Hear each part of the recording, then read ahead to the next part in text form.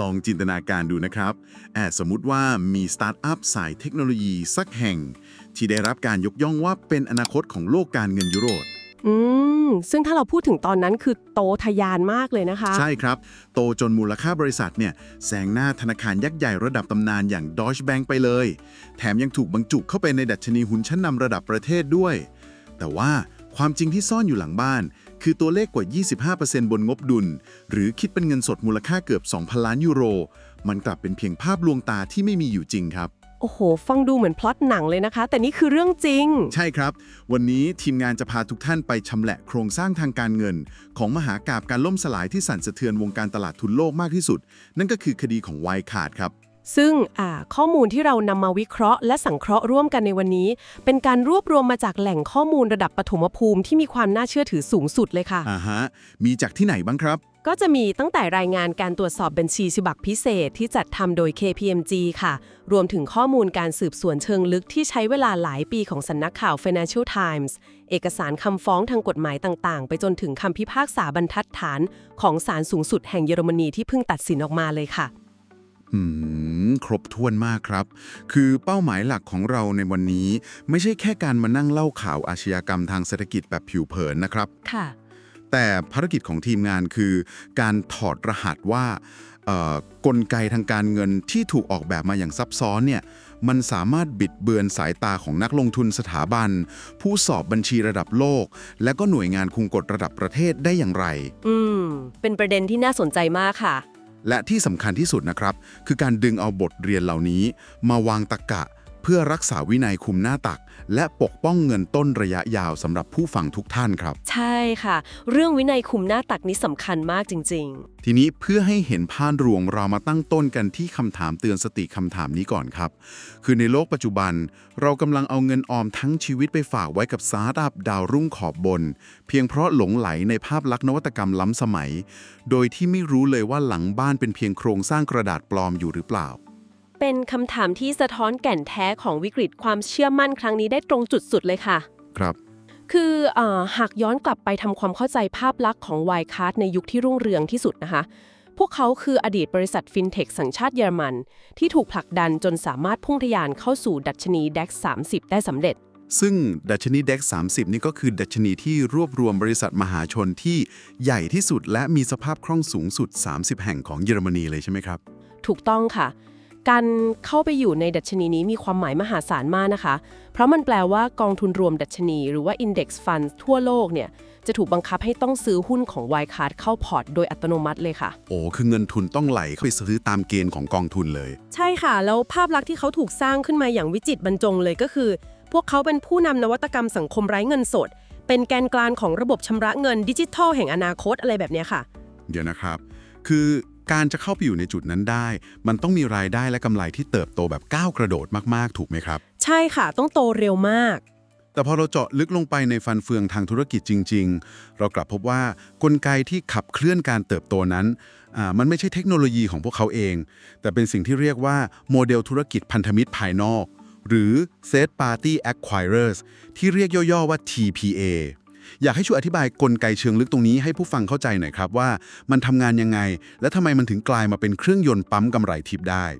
ได้ค่ะ คือกลไกมันซับซ้อนแต่ก็แนบเนียนมากนะคะ ปกติแล้วเนี่ยในการทำธุรกิจประมวลผลการชำระเงินข้ามชาติ บริษัทจำเป็นต้องมีใบอนุญาตจากธนาคารกลางในแต่ละภูมิภาคที่ตัวเองเข้าไปดำเนินงานค่ะ ครับ ก็คือต้องมีไลเซนส์ก่อน ถูกต้องค่ะ ผู้เขาใช้ทางลัดโดยการจ้างพาร์ทเนอร์ท้องถิ่น หรือตัว TPA นี่แหละค่ะ ให้ทำหน้าที่ประมวลผลธุรกรรมแทน แล้วก็ให้ TPA เหล่านี้หักค่าธรรมเนียมส่วนหนึ่งไป ก่อนที่จะส่งรายได้ที่เหลือกลับมาให้ไวการ์ดในยุโรป ฟังดูเผินๆมันก็เหมือนการเอาซอร์สงานให้ซัพพลายแรกตามปกติเลยนะครับ แล้วทำไมมันถึงกลายเป็นช่องโหว่ไปได้ล่ะครับ เพราะว่านั่นคือสิ่งที่พวกเขาอยากให้ทุกคนเชื่อบนหน้ากระดาษไงคะ อ๋อ สร้างภาพบนกระดาษขึ้นมา ใช่ค่ะ แต่ความจริงของฟันฟลูหรือว่ากระแสเงินสดที่ไหลเวียนในระบบหลังบ้านเนี่ย มันเป็นเพียงกลยุทธ์หมุนเงินที่เรียกว่า round tripping ค่ะ round tripping การหมุนเป็นวงกลม มันทำไงครับ คือกลไกการทำงานของมันคือ เงินทุนจะถูกโยกย้ายออกจากบริษัทแม่ในเยอรมนีค่ะทำทีว่าเป็นเงินกู้ยืม หรือว่าค่าใช้จ่ายล่วงหน้า ส่งไปปรากฏบนงบดุลของบริษัทลูก ซึ่งบริษัทลูกนี่ก็ คือเป็นเพียงบริษัทเปลือกนอกหรือเชลคอมพานีในฮ่องกงค่ะ แล้วยังไงต่อครับ จากนั้นนะคะเงินก้อนเดียวกันนี้ก็จะถูกโอนต่อไปพักไว้ในบัญชีของบริษัท TPA ที่อ้างว่าเป็นพันธมิตรนั่นแหละค่ะ และท้ายที่สุดเงินก็ถูกโอนกลับมาที่บริษัทย่อยของ Wirecard ในอีกประเทศหนึ่ง โอ้โห โดยคราวนี้กลับถูกบันทึกบัญชีว่าเป็นรายได้และกำไรจากการดำเนินงานค่ะ เดี๋ยวนะครับขอแทรกตรงนี้เลยครับ คือแปลว่ามันไม่มีลูกค้าที่รูดบัตรซื้อของจริง ๆ เลยเหรอครับ ไม่มีเลยค่ะ มันคือการเอาเงินก้อนเดิมของบริษัทตัวเอง โอนออกไปหมุนในโครงข่ายบริษัทเปลือกนอก แล้วก็โอนกลับมาตีตราว่าเป็นรายได้ใหม่แค่นั้นเอง ใช่ค่ะ หมุนกลับมาเป็นรายได้ทิป แบบนี้มันก็เหมือนการเปิดร้านอาหารที่ไม่มีลูกค้าเข้ามานั่งกินจริงเลยสิครับ แต่เจ้าของร้านใช้วิธีปั่นยอดสั่ง Delivery จ้างคนให้ขับรถมอเตอร์ไซค์วนไปวนมาหน้าร้าน สร้างใบเสร็จปลอมขึ้นมาเป็นปึกๆ เพื่อหลอกให้นักลงทุนที่เดินผ่านไปมาเชื่อว่าร้านนี้ขายดีมาก เป็นการเปรียบเทียบที่เห็นภาพชัดเจนที่สุดเลยค่ะ ยุ่งไปกว่านั้นนะคะ ข้อมูลจากการสืบสวนยังระบุชัดเจนด้วยว่า ธุรกิจหลักของไวคาร์ดในตลาดยุโรปและอเมริกานั้น แท้จริงแล้วขาดทุนอย่างหนักมาโดยตลอดเลยค่ะ อ้าว ธุรกิจจริง ๆ ขาดทุนเหรอครับ ใช่ค่ะ เพราะว่าการแข่งขันมันสูง แล้วก็อัตรากำไรมันต่ำมาก แต่ว่าผลขาดทุนมหาศาลเหล่านั้นน่ะถูกนำไปซุกซ่อนไว้ แล้วถูกกลบด้วยกำไรจากการทำ round tripping ของธุรกิจ TPA ในเอเชีย ซึ่งก็คือกำไรที่ไม่มีอยู่จริง ถูกต้องค่ะ เป็นกำไรที่ไม่มีอยู่จริงเลย โครงสร้างกระดาษปลอมนี้มันมีพลังมหาศาลมากในการดึงดูดเม็ดเงินลงทุนสากลนะคะ เพราะว่านักลงทุนสถาบันมองเห็นเพียงแค่กราฟรายได้รวม ที่มันพุ่งทะยานไม่หยุดในระดับเลข 2 หลักทุกปีเลยค่ะ แต่ถ้ามันเป็นแค่กระแสเงินสดที่วิ่งเป็นวงกลมเพื่อสร้างตัวเลขบนงบดุลแบบเนี้ยสักวันหนึ่งเสียงเพลงมันก็ต้องหยุดลงใช่ไหมครับ เพราะว่ายอดขายทิปมันไม่สามารถแปลงเป็นเงินสดจริง ๆ มาจ่ายปันผลหรือใช้หนี้ได้ทั้งหมด ใช่ค่ะ สุดท้ายมันก็ต้องถึงทางตัน คำถามที่ท้าทายตรรกะที่สุดก็คือ ถ้ายอดขายและกำไรเป็นแค่ตัวเลขในอากาศ แล้วพวกเขาสร้างหลักฐานหลอกผู้ตรวจสอบบัญชีระดับโลกให้เซ็นรับรองงบการเงินมาเป็น 10 ปีได้อย่างไรครับ คือมันนำไปสู่จุดแตกหักได้อย่างไร นี่คือจุดที่ทำให้คดีนี้กลายเป็นกรณีศึกษาที่คลาสสิกที่สุดในแวดวงการตรวจสอบบัญชีเลยค่ะ คือจุดแตกหักเนี่ยมันเริ่มต้นขึ้นเมื่อมีแรงกดดันจากภายนอก จนบริษัทต้องยอมจ้าง KPMG เข้ามาทำการตรวจสอบบัญชีฉบับพิเศษ หรือที่เรียกว่า Special Audit ค่ะ คือเป็นผู้ตรวจสอบบัญชีอีกเจ้านอกเหนือจากเจ้าประจำ ใช่ค่ะ นอกเหนือจากผู้สอบบัญชีเจ้าประจำอย่าง EY เมื่อ KPMG พยายามเจาะลึกกระแสเงินสดของกลุ่ม TPA พวกเขาก็พบว่าไม่สามารถแกะรอยแหล่งที่มาของรายได้ได้เลยค่ะ หาที่มาของเงินไม่เจอเลย งบการเงิน เหตุการณ์นี้เลยบีบให้ความจริงเปิดเผยออกมาในเดือนมิถุนายนปี 2020 ค่ะ ตัวแปรสำคัญที่ทำให้โครงสร้างพังทลายคืออะไรครับ ตัวแปรสำคัญเลยก็คือเงินสดจำนวน 1.9 พันล้านยูโร หรือคิดเป็นประมาณ 25% ของสินทรัพย์ทั้งหมดบนงบดุลบริษัทที่อ้างว่าฝากไว้ในบัญชี escrow ในฟิลิปปินส์ค่ะ เดี๋ยวนะครับ ขออนุญาตทำความเข้าใจตรงนี้อีกที 25% ของสินทรัพย์ทั้งหมด ของบริษัทระดับท็อป 30 ของเยอรมนีไปกองรวมกันอยู่ในบัญชีที่ฟิลิปปินส์เนี่ยนะ ใช่ค่ะไปกองอยู่ที่นั่นเลย คือทีมงานไม่ได้เป็นนักบัญชีนะคะ แต่การยกหูโทรศัพท์หรือว่าส่งอีเมลไปถามธนาคารปลายทางว่ามีเงินก้อนนี้อยู่จริงไหม มันน่าจะเป็นบทเรียนพื้นฐานตั้งแต่วันแรกของการเรียนบัญชีเลยใช่ไหมครับ บริษัทผู้สอบบัญชียักษ์ใหญ่อย่าง EY ปล่อยให้เรื่องนี้หลุดรอดสายตามันนับ 10 ปีได้อย่างไร โดยที่ไม่เคยเช็คกับธนาคารโดยตรงเลย เป็นคำถามที่ดีมากครับ คือความล้มเหลวครั้งนี้เนี่ยมันไม่ได้เกิดจากโมเดลคณิตศาสตร์ที่ซับซ้อนอะไรเลยนะครับ มันเกิดจากการปล่อยปละละเลยพื้นฐานที่สุดของการรักษาระดับความกำขาเยี่ยงผู้ประกอบวิชาชีพ หรือ professional skepticism ค่ะ คือหากอ้างอิงจากมาตรฐานการสอบบัญชีสากลนะคะ ขั้นตอนการยืนยันยอดเงินฝากหรือ bank confirmations ผู้สอบบัญชีจะต้องส่งคำขอเลยตรงจากสำนักงานของตน ไปยังสถาบันการเงินปลายทางผ่านระบบที่รัดกุมค่ะ ต้องขอจากธนาคารโดยตรง แต่สิ่งที่เกิดขึ้นกับคดีนี้ก็คือ EY กลับยอมรับกระบวนการที่ผ่านคนกลางค่ะ เดี๋ยวนะ หมายความว่าพวกเขาไม่ได้คุยกับธนาคารโดยตรงเลยหรือครับ ถูกต้องค่ะไม่ได้คุยโดยตรงเลย คือ Wirecard อ้างว่าเงินจำนวนนี้ถูกบริหารจัดการโดย trustee หรือผู้ดูแลผลประโยชน์ซึ่งเป็นอดีตนักการเมืองและทนายความในฟิลิปปินส์ค่ะ โอ้โห แล้วทางผู้สอบบัญชีก็กลับเลือกที่จะเชื่อเอกสารหลักฐานที่ส่งมาจาก Trusty รายนี้ ยอมรับภาพถ่ายหน้าจอคอมพิวเตอร์ แล้วก็แฟกซ์ที่ระบบยอดเงินคงเหลือมานานนับทศวรรษเลยค่ะ แคปหน้าจอกับแฟกซ์เนี่ยนะครับ ใช่ค่ะ แค่นั้นเลย แล้วพอความจริงปรากฏนะคะ ธนาคารกลางฟิลิปปินส์ก็ต้องออกมาชี้แจงอย่างเป็นทางการเลยว่า ระบบการเงินของประเทศไม่เคยมีเงิน 1.9 พันล้านยูโรไหลเข้ามาเลย ช็อกโลกเลยนะครับแบบนี้ ช็อกมากค่ะ ธนาคาร BDO และ BPI ในมะนิลา ก็ยืนยันว่า Wirecard ไม่เคยเปิดบัญชีกับทางธนาคาร เอกสารยืนยันยอดเงินฝากตราประทับและลายเซ็นทั้งหมด เป็นเพียงจดหมายปลอมแปลงที่ทำขึ้นอย่างหยับๆเพื่อตบตาคนทั้งโลกค่ะ เป็นความจริงที่น่าตกใจมากครับ แต่ในขณะที่ผู้ตรวจสอบบัญชีถูกหลอกอย่างง่ายดายเนี่ยมันมีกลุ่มคนที่มองเห็นความผิดปกตินี้มาตลอดใช่ไหมครับ อย่างสำนักข่าว Financial Times และกลุ่มนักเก็งกำไรระยะสั้นหรือว่า Short Seller พวกเขาพยายามสืบสวนเรื่องนี้มานานแค่ไหน และพวกเขาเจออะไรบ้างครับ คือคุณแดนแมคครัมนักข่าวสืบสวนจาก Financial Times ร่วมกับกลุ่มนักวิเคราะห์อิสระ แล้วก็มีรายงานอย่างซาทาราได้แก่รอยเรื่องนี้มาล่วงหน้าหลายปีแล้วค่ะ เขาไปสืบเจออะไรครับ วิธีการสืบสวนของพวกเขาคือการลงพื้นที่จริงไปยังที่อยู่ของบริษัท TPA ในแถบเอเชียเลยค่ะ แล้วสิ่งที่พวกเขาพบเนี่ยมันขัดแย้งกับมูลค่าบริษัทระดับแสนล้านอย่างสิ้นเชิงเลยนะคะ ขัดแย้งยังไงครับ ก็สำนักงานพาร์ทเนอร์ที่อ้างว่าประมวลผลธุรกรรมระดับ100 ล้านยูโรเนี่ยบางแห่งเป็นเพียงบ้านพักอาศัยของครอบครัววัยเกษียณในมะนิลาค่ะ บ้านคนแก่เกษียณเนี่ยนะเป็นพาร์ทเนอร์ประมวลผล100 ล้าน ใช่ค่ะ หรือบางแห่งก็เป็นเพียงบริษัทรถบัสในอินเดียที่ไม่มีโครงสร้างพื้นฐานทางไอทีอะไรเลย พวกเขาก็สะกดรอยเส้นทางเงินจนพบว่าแท้จริงแล้วมันหายไปในอากาศค่ะ แต่แทนที่เสียงเตือนเหล่านี้จะทำให้เกิดการตรวจสอบอย่างโปร่งใส บริษัทกลับไม่ได้นั่งเงียบๆให้ถูกตรวจสอบใช่ไหมครับ พวกเขาเลือกที่จะเปิดหน้าแรกและใช้กลยุทธ์โจมตีกลับที่ดุดันมาก ใช่ค่ะ เป็นการต่อสู้เชิงระบบที่ดุเดือดแล้วก็สกปรกมากค่ะ เขาทำยังไงครับ คือแทนที่จะนำหลักฐานกระแสเงินสดมาชี้แจงนะคะไวคาร์ดกลับเลือกใช้อำนาจของเงินและกฎหมายในการฟ้องร้องปิดปากนักวิจารณ์ จ้างนักสืบเอกชนติดตามคุกคามชีวิตส่วนตัวของนักข่าว ถึงขนาดจ้างนักสืบเลย ใช่ค่ะ และที่ทรงพลังที่สุดเลยก็คือ การสร้างทฤษฎีสมคบคิดขึ้นมาหลอกสื่อมวลชนและนักลงทุนในประเทศค่ะ ทฤษฎีสมคบคิดแบบไหนครับ พวกเขาสร้างวาทกรรมว่าบริษัทเทคโนโลยีแห่งความภาคภูมิใจของเยอรมนีกำลังถูกโจมตีโดยเครือข่ายนักเก็งกำไรชาวต่างชาติที่ต้องการทำลายเศรษฐกิจชาติค่ะ โอ้โห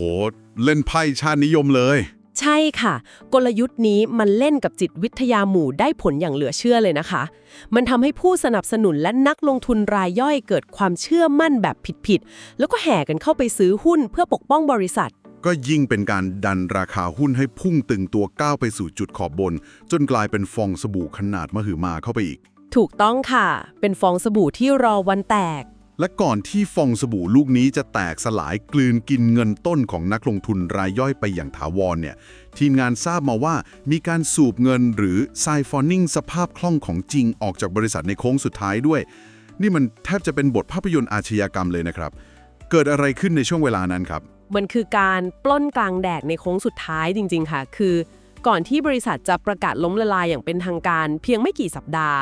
ในขณะที่แรงกดดันจากการตรวจสอบของ KPMG งวดเข้ามาทุกทีผู้บริหารระดับสูงอย่างยานมาซาเล็กซึ่งเขารับผิดชอบปฏิบัติการในเอเชียได้อนุมัติการปล่อยเงินกู้ไร้หลักประกันมูลค่ามหาศาลกว่า870ล้านยูโรค่ะ870ล้านยูโรไร้หลักประกันใช่ค่ะโยกย้ายเงินสดของจริงนะคะย้ำว่าเงินสดจริงออกจากศูนย์กลางของบริษัทไปยังบริษัทพาร์ทเนอร์ที่เพิ่งตั้งขึ้นใหม่ในแถบเอเชียและตะวันออกกลางค่ะเขาอ้างว่าเอาเงินไปทำอะไรครับเขาอ้างบนหน้ากระดาษว่าเป็นการจ่ายเงินล่วงหน้าเพื่อรักษาความสัมพันธ์ทางธุรกิจค่ะแต่แท้จริงแล้วนี่คือการสูบเงินตนและสภาพคล่องก้อนสุดท้ายของนักลงทุนออกไปอย่างแนบเนียนก่อนที่ตัวผู้บริหารรายนี้จะหลบหนีการจับกุมไปอย่างไร้ร่องรอยค่ะเงินสดทิปเกือบ 2,000 ล้านยูโรว่าแย่แล้วการโยกย้ายเงินสดจริงออกไปอีกเกือบ1,000 ล้านยูโรนี่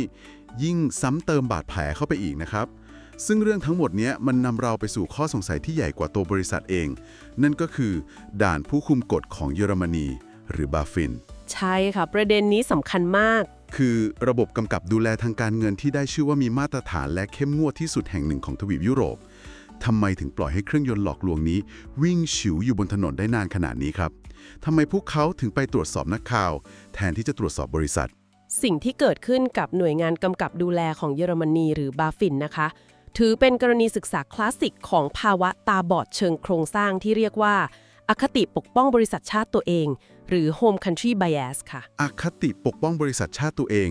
มันเกิดขึ้นได้ยังไงครับคือในช่วงทศวรรษนั้นเยอรมนีกำลังเผชิญกับความวิตกกังวลว่าอุตสาหกรรมดั้งเดิมอย่างการผลิตรถยนต์กำลังจะล้าหลังค่ะพวกเขาก็เลยมีความมุ่งมั่นอย่างแรงกล้าที่จะปั้นแชมเปี้ยนฟินเทคแห่งชาติเพื่อไปต่อกรกับบริษัทเทคโนโลยียักษ์ใหญ่จากฝั่งซิลิคอนแวลลีย์อ๋อต้องการฮีโร่ด้านเทคโนโลยีของชาตินั่นเองถูกต้องค่ะพอไวคาร์ดก้าวขึ้นมาอยู่ในจุดที่โดดเด่นบาฟินก็เลยถูกครอบงำด้วยอคติที่มองว่าไวคาร์ดคือสมบัติของชาติที่ต้องได้รับการปกป้องมากกว่าที่จะเป็นบริษัทจดทะเบียนที่ต้องถูกตรวจสอบความโปร่งใสอย่างเข้มงวดค่ะซึ่งอคติที่ว่านี้มันรุนแรงถึงขั้นทำให้มาตรการที่ออกมาบิดเบี้ยวผิดเพี้ยนไปหมดเลยใช่ไหมครับคือแทนที่จะส่งทีมงานเข้าไปสแกนความโปร่งใสหลังบ้านสั่งอายัดเอกสารหรือเช็คยอดเงินฝากบาฟินกลับใช้ดาบอาญาสิทธิ์ในทางที่ผิดอย่างมหันต์ใช่ค่ะเป็นการตัดสินใจที่สร้างความตกตะลึงให้กับตลาดทุนทั่วโลกเลยค่ะเขาทำอะไรครับในเดือนกุมภาพันธ์ปี 2019 แทนที่จะตรวจสอบบริษัทบาฟินกลับออกคำสั่งแบนการทำช็อตเซลล์หุ้นไวคาร์ดทั้งหมดค่ะแบนการทำช็อตเซลล์เลยเหรอครับใช่ค่ะซึ่งถือเป็นครั้งแรกในประวัติศาสตร์ของตลาดทุนเยอรมนีเลยนะคะที่มีการใช้อำนาจรัฐปกป้องหุ้นรายตัวในลักษณะนี้โอ้โหนอกจากนี้นะคะบาฟินยังเป็นผู้เข้าแจ้งความดำเนินคดีทางอาญากับนักข่าวของ Financial Times และกลุ่มนักวิเคราะห์ด้วยค่ะในข้อหาพยายามปั่นป่วนตลาดเพื่อบิดเบือนราคาหุ้นแบบนี้การกระทำของผู้คุมกฎในครั้งนั้นก็เปรียบเสมือนกรรมการตัดสินฟุตบอลที่วิ่งไปแจกใบแดงให้กับคนที่ตะโกนบอกว่ามีการทำฟาวล์แทนที่จะดูภาพช้าว่ามีการทำฟาวล์จริงหรือไม่สิครับเป็นการเปรียบเทียบที่เป๊ะมากค่ะใช่เลยซึ่งปรากฏการณ์นี้มันอันตรายมากนะครับเพราะมันเป็นการสร้างความเชื่อมั่นลวงตาให้กับนักลงทุนสถาบันระดับโลกเมื่อผู้คุมกฎระดับประเทศออกตัวกลางปีกปกป้องการันตีความบริสุทธิ์ให้ขนาดนี้เนี่ยนักลงทุนสถาบันรายใหญ่อย่าง SoftBankถึงกับกล้าทุ่นเม็ดเงินกว่า900ล้านยูโรหรือเกือบ 1,000 ล้านดอลลาร์สหรัฐเข้าซื้อหุ้นกู้แปลงสภาพของไวอาคาร์ดในเดือนเมษายนปี 2019 เลยทีเดียวมหาศาลมากค่ะซึ่งสุดท้ายเม็ดเงินลงทุนก้อนโตนี้ก็เสียหายยับเยินเมื่อบริษัทประกาศล้มละลายนี่คือราคาแสนแพงที่ต้องจ่ายเมื่อผู้กุมกฎเลือกที่จะตาบอดเพราะความชาตินิยมครับและความเสียหายระดับชาติครั้งนี้นะคะก็นำไปสู่การต่อสู้ทางกฎหมายที่สร้างบทสรุปเชิงบรรทัดฐานที่สำคัญอย่างยิ่งยวดเลยค่ะเกิดอะไรขึ้นในชั้นศาลครับคือหลังจากการล้มละลายมีนักลงทุนและผู้ถือหุ้นรายย่อยกว่า 50,000 รายรวมตัวกันยื่นคำร้องเรียกค่าเสียหายจากกลโกงมูลค่ารวมกว่า 8.5 พันล้านยูโรค่ะฮะ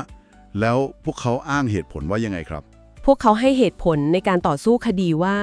พวกเขาตัดสินใจซื้อหุ้นเพราะถูกหลอกลวงจากข้อมูลทางการเงินที่ผู้บริหารจงใจปลอมแปลงขึ้นมาดังนั้นในฐานะผู้ตกเป็นเหยื่อของอาชญากรรมพวกเขาควรมีสิทธิเรียกร้องค่าเสียหายและได้รับส่วนแบ่งในระดับเดียวกับเจ้าหนี้ทั่วไปของบริษัทค่ะเป็นมุมมองทางกฎหมายที่น่าสนใจทีเดียวนะครับเพราะในความรู้สึกของนักลงทุนที่ถูกหลอกพวกเขาก็ต้องการความยุติธรรมและเงินต้นคืนมาบ้างแล้วศาลรัฐบาลกลางเยอรมันหรือ BGH มีคำพิพากษาออกมาอย่างไรครับในคดีประวัติศาสตร์เมื่อเดือนพฤศจิกายนปี 2025 ศาลรัฐบาลกลางเยอรมันได้ตัดสินยืนยันหลักการพื้นฐานที่เข้มงวดที่สุดของกฎหมายล้มละลายค่ะนั่นคือหลักการที่เรียกว่า debt before equity หรือหนี้สินต้องมากกว่าทุนเสมอค่ะแปลว่าศาลตีตกคำร้องหรือครับใช่ค่ะศาลตัดสินตีตกคำร้องของผู้ถือหุ้นโดยสั่งให้คำร้องเรียกค่าเสียหายจากการฉ้อโกงทั้งหมดถูกจัดให้อยู่ในลำดับท้ายสุดหรือ subordinated ต่อจากเจ้าหนี้ปกติในแผนฟื้นฟูและล้มละลายค่ะต่อคิวหลังสุดเลยใช่ค่ะเหตุผลของศาลเนี่ยมีความลุ่มลึกและเฉียบขาดมากนะคะศาลระบุว่าตามโครงสร้างทางการเงินผู้ถือหุ้นคือผู้ที่ยอมรับความเสี่ยงในระดับทุนหรือ equity level risk เพื่อแลกกับโอกาสในการรับเงินปันผลที่ไม่มีเพดานและกำไรจากส่วนต่างราคาหุ้นที่พุ่งสูงขึ้นค่ะในขณะที่เจ้าหนี้ปกติไม่ได้รับโอกาสในการทำกำไรเหล่านั้นเลยได้รับเพียงดอกเบี้ยตามที่ตกลงไว้เท่านั้นค่ะความหมายก็คือ เมื่อผู้ลงทุนตัดสินใจเลือกที่จะเป็นเจ้าของกิจการ เพื่อรับผลตอบแทนที่สูงกว่าผู้ลงทุนก็ต้องแบกรับความเสี่ยงทั้งหมดไว้ด้วยตัวเองใช่ไหมครับรวมทั้งความเสี่ยงที่ถูกผู้บริหารของบริษัทตัวเองหลอกลวงด้วยถูกต้องที่สุดค่ะศาลมองว่าความเสียหายที่เกิดขึ้นจากการถูกฉ้อโกงมันไม่สามารถแยกออกจากการดำรงสถานะเป็นผู้ถือหุ้นได้ตราบใดที่กฎหมายล้มละลายยังคงอยู่ผู้ถือหุ้นคอร์สบนจะถูกจัดลำดับไว้ท้ายสุดเสมอในการชำระบัญชีค่ะชัดเจนมากครับนี่คือการปิดประตูตายสำหรับผู้ถือหุ้นที่หวังจะใช้ช่องทางเรียกร้องค่าเสียหายจากการฉ้อโกงตองอาญาเพื่อยกระดับสถานะของตัวเองขึ้นมาเทียบเท่าเจ้าหนี้ในกระบวนการล้มละลายเลยค่ะบทเรียนสำคัญจากคำพิพากษาของศาลเยอรมันในครั้งนี้มันดึงเรากลับมาสู่โลกของการลงทุนในชีวิตจริงอย่างทรงพลังเลยครับใช่ค่ะเห็นด้วยเลยมันเป็นเครื่องเตือนสติชั้นดีสำหรับผู้ลงทุนทุกท่านเลยนะครับว่าผู้ถือหุ้นที่ยอมจ่ายเงินซื้อความคาดหวังไล่ซื้อราคาหุ้นบนยอดดอยขอบบนจะไม่มีตะข่ายความปลอดภัยทางกฎหมายใดๆมารองรับเงินต้นในยามที่เกิดวิกฤตการหลงไหลในภาพลักษณ์นวัตกรรมการเติบโตแบบก้าวกระโดดโดยขาดความเข้าใจในกระแสเงินสดและขาดส่วนเผื่อเพื่อความปลอดภัยหรือ Margin of Safety คือความเสี่ยงสูงสุดที่ผู้ลงทุนต้องแบกรับเองแต่เพียงผู้เดียวครับดังนั้นนะคะการทำความเข้าใจโครงสร้างงบดุลตรรกะของการไหลเวียนกระแสเงินสดที่แท้จริงและการประเมินมูลค่าบนขอบล่างราคาปลอดภัยเนี่ยจึงไม่ใช่แค่ทฤษฎีในตำราเรียนค่ะครับแต่มันคือกรอบป้องกันเพียงหนึ่งเดียวที่จะสามารถรักษาเงินต้นระยะยาวของทุกท่านให้รอดพ้นจากการถูกกลืนกินโดยโครงสร้างลวงโลกในลักษณะนี้ได้ค่ะก่อนที่เราจะลากันไปในวันนี้ทีมงานขอกราบขอบพระคุณทุกยอดสนับสนุนผ่านระบบซุปเปอร์แทงค์และค่ากาแฟรสธรรมชาติจากผู้ฟังทุกท่านอย่างนอบน้อมครับขอบพระคุณมากค่ะทุนสนับสนุนส่วนนี้คือกราวกระสุนขับเคลื่อนหลังบ้านชั้นดีที่ช่วยค้ำจุนให้เรามีกำลังในการสกัดคัดกรองข้อมูลแฟกต์บริสุทธิ์มาเสิร์ฟคุมวินัยพอร์ตให้ทุกคนได้วันต่อวันครับและสำหรับเนื้อหาในตอนต่อๆไปนะคะใช่ครับสำหรับผู้ฟังท่านใดที่กำลังจัดสรรถังเงินลงทุนระยะยาวหรือชื่นชอบการถอดบทเรียนคดีการเงินรอบโลกแบบนี้แล้วอยากให้เรากางงบดุลเจาะสถิติความทุกข์แพงอัตราส่วนทางการเงินหรืออยากให้หยิบยกมหากาพย์คดีลวงโลกอาชญากรรมทางเศรษฐกิจหรือหุ้นเด็ดตัวไหนมาชำละสรุปแฟกต์ของจริงให้ฟังเพิ่มเติมสามารถส่งคอมเมนต์พิมพ์ชื่อย่อหุ้นหรือคดีขอกันเข้ามาใต้คลิปได้เลยนะครับทางทีมงานหลังบ้านจะทยอยรวบรวมข้อเท็จจริงมาเสิร์ฟให้ทุกคนแน่นอนครับและหลังจากชำละพิมพ์เขียวเสกเงินสดทิป1,900 ล้านยูโรปะทะบทเรียนความล้มเหลวของผู้คุมกฎอย่างบอฟฟินไปแล้วทุกท่านมองว่ากรอบวินัยป้องกันเงินต้นที่ดีที่สุดคือการหลีกเลี่ยงหุ้นฟินเทคเติบโตเร็วขอบบนที่งบการเงินซับซ้อนหรือการกระจายหน้าตักวางระบบ2ถังเงินขอบล่างราคาปลอดภัยเพื่อกระจายความเสี่ยงคอมเมนต์มุมมองของคุณไว้ใต้คลิปเลยค่ะทิ้งท้ายกันด้วยข้อคิดนี้ครับหากภาพลวงตามูลค่าเกือบ 2,000 ล้านยูโรสามารถซ่อนตัวอยู่ใจกลางระบบการเงินที่เข้มงวดที่สุดในยุโรปหลอกผู้ตรวจสอบบัญชีระดับโลกและหน่วยงานกำกับดูแลของรัฐได้นานนับ10 ปีอะไรคือสิ่งที่รับประกันว่าสตาร์ทอัพเทคโนโลยีสุดล้ำในพอร์ตโฟลิโอของคุณวันนี้ไม่ได้กำลังใช้พิมพ์เขียวเดียวกันนี้อยู่ขอให้ผู้ฟังทุกท่านรักษาเงินต้นอย่างมีวินัยสวัสดีครับสวัสดีค่ะYO Insight AI Brief พร้อมแล้วแผนเกษียณที่ยั่งยืนจัดให้เลยไม่ต้องรอหุ้นไทยปันผลสูงราคาถูกช้อน DCA เข้าไปเกษียณยั่งยืนไปด้วยกันทันหุ้นไปพร้อมกันกดติดตามกดซับไว้เลยเพื่อนแล้วเราจะมั่งคั่งไปด้วยกัน Insight AI Brief ช่องนี้มีคำตอบเกษียณยั่งยืนทันหุ้นไปพร้อมกัน